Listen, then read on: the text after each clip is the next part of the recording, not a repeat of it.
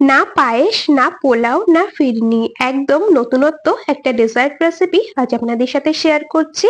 1 cup Gobindobhog চাল দিয়ে ভীষণ সহজে 10 মিনিটের মধ্যেই এই নতুন ডেজার্টটি তৈরি করে নেওয়া যায়। খুব বেশি উপকরণও লাগে না, 1 কাপ গোবিন্দভোগ চাল আর তার থেকে ঘরোয়া 2 থেকে 3টে উপকরণ দিয়েই তৈরি করে নেওয়া যায়।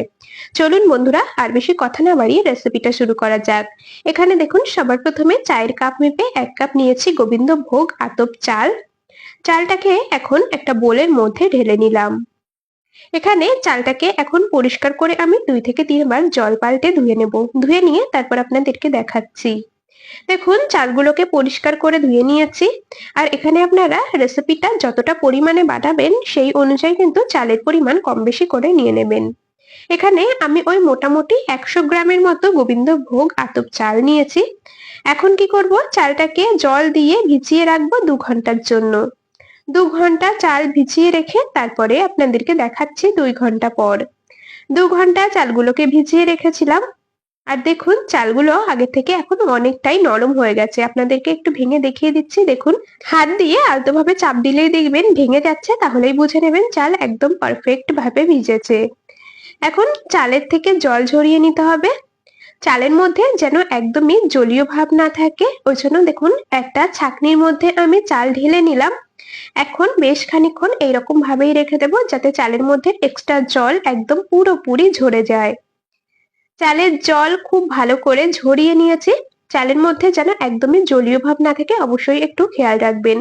দরকার হলে ফ্যানের তলায় এরকম ভাবে চালটাকে 10 মিনিটের মতো রেখে দেবেন, দেখবেন একদমই জল ঝরে গেছে। এখানে চালের জল ঝরিয়ে চালগুলোকে আমি একটা বড় মিক্সির জারের মধ্যে নিয়েছি। আর যেই কাপ মেপে চাল নিয়েছিলাম, ঠিক ওই কাপ মেপেই 1 কাপ নিয়েছি টক দই। চাল আর টক দই একদম মিহি করে বেটে নিতে হবে। একদম স্মুথ একটা পেস্ট আমাদের তৈরি করে নিতে হবে। এর মধ্যে কিন্তু একদমই জল দেওয়া যাবে না, যেহেতু টক দইয়ের মধ্যেই অনেকটা জলীয় ভাব থাকে সেই জন্য। আর দেখুন, এইরকম একটা মিশ্রণ তৈরি হয়েছে। চালের পেস্টটাকে ঠিক এইরকম একদম মিহি করে তৈরি করে নিতে হবে। একদম স্মুথ একটা পেস্ট রেডি করেছি। এখন এটাকে একটা বোলের মধ্যে ঢেলে নিচ্ছি।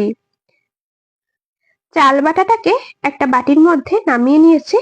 আর বন্ধুরা, চাল বাটার ঘনত্বটা আপনাদেরকে একটু দেখিয়ে দিচ্ছি। দেখুন, এইরকম ঘনত্বে কিন্তু প্রথমে চালটাকে বেটে নিতে হবে।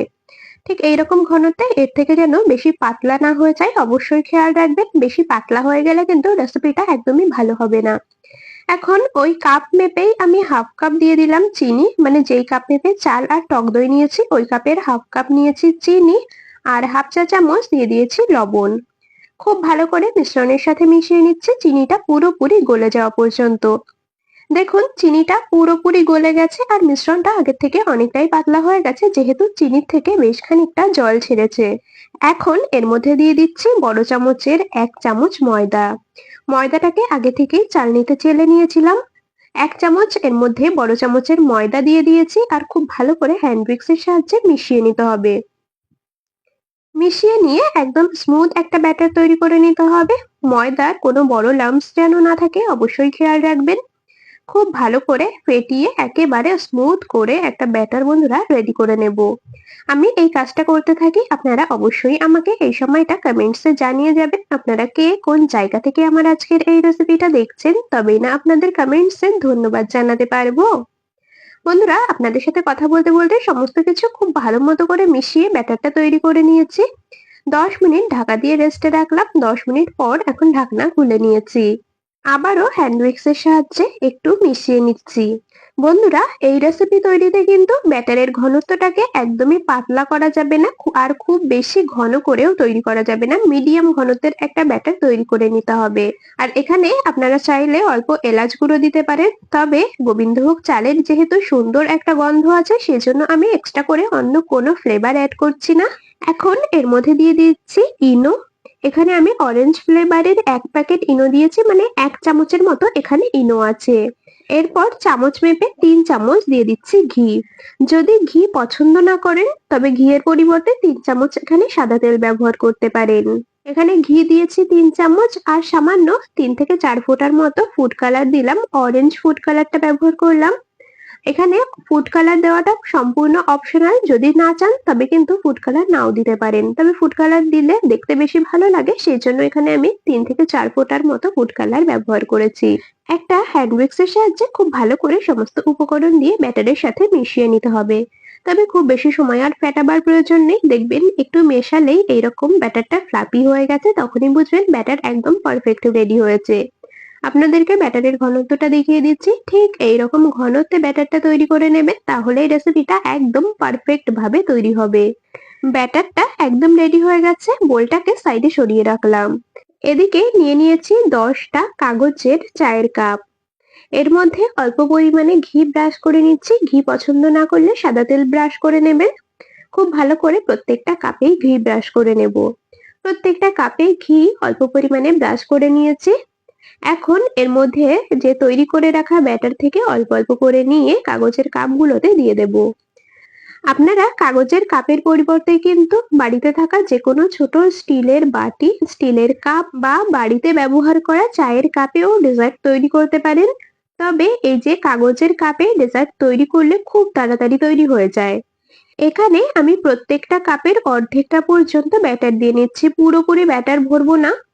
অর্ধেকটা ব্যাটার ঠিক এইরকম ভাবে প্রত্যেকটা কাপে দিয়ে নিয়ে তারপর আপনাদেরকে দেখাচ্ছি। দেখুন এইরকম ভাবে প্রত্যেকটা কাপের অর্ধেক পর্যন্ত ব্যাটার দিয়ে নিয়েছি, এটাকে সাইডে সরিয়ে রেখে দিলাম। এদিকে চলে এলাম ওভেনের কাছে।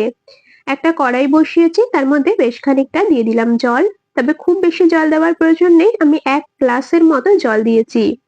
তার উপরে একটা ঝাঁঝরি থালা বসিয়েছি, মানে ছিদ্রযুক্ত একটা থালা বসিয়েছি, এর উপরে এক এক করে কাপগুলোকে সাজিয়ে নিলাম। প্রত্যেকটা কাপ ঝাঁঝরি থালার উপরে সাজিয়ে নিয়েছি, গ্যাসের ফ্লেমটাকে রেখেছি হাইতে। ঢাকা দিয়ে ভাপিয়ে নেব। আমি মোটামুটি 7 থেকে 8 মিনিটের মতো হাই ফ্লেমে ঢেকে রাখবো। খুব বেশি সময় লাগে না, যেহেতু কাগজের কাপে তৈরি হচ্ছে, একদমই অল্প সময়ের মধ্যে কেকগুলো রেডি হয়ে যাবে।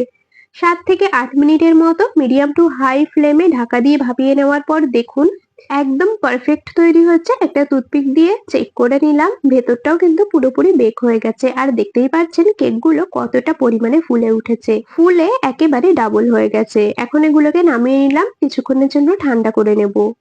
এদিকে ওভেনে বসিয়েছি একটা কড়াই, তার মধ্যে দিয়ে দিচ্ছি 1/2 লিটার দুধ। 500 ml গরুর দুধ কড়াইতে দিয়েছি। খুব ভালো করে এখন এটাকে জাল করে কমিয়ে নিতে হবে। ক্ষীর তৈরি করে নিতে হবে এই দুধটা দিয়ে। আমি 500 ml দুধ দিয়েই ক্ষীরটা তৈরি করছি, চাইলে আপনারা এখানে দুধের পরিমাণ বাড়িয়ে নিতে পারেন। খুব ভালো করে বেশ খানিকক্ষণ সময় ধরে গ্যাসের ফ্লেম মিডিয়াম টু হাইতে দিয়ে দুধ জাল করে একদম ক্ষীর তৈরি করে নেব। তবে ক্ষীরটা একদমই শুকিয়ে ফেলা যাবে না, মোটামুটি একটু জলীয় ভাব থাকা অবস্থায় ক্ষীরটাকে রেডি করে নিতে হবে। বেশ খানিকক্ষণ জাল করে নিয়েছি, আর এখন দেখুন বড় চামচ মেপে 1.5 চামচ দিলাম চিনি।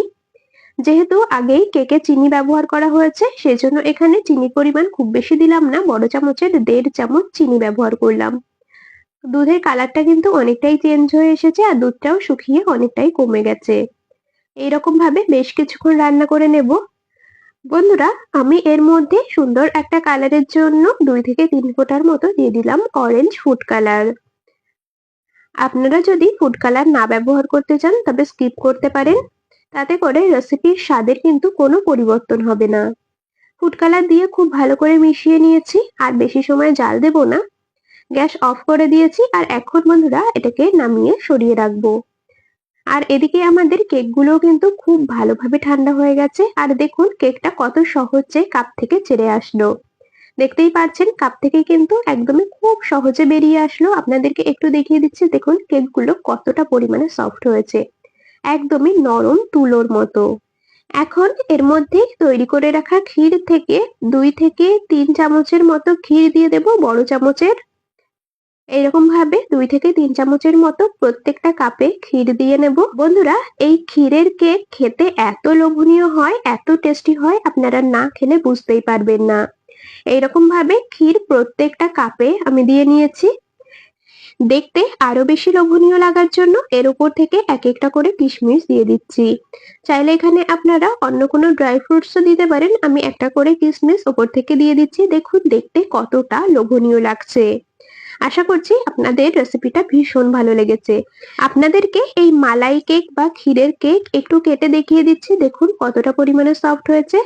খেতে এতটা মজাদার, একবার খেলে বারবার খেতে ইচ্ছা করবে।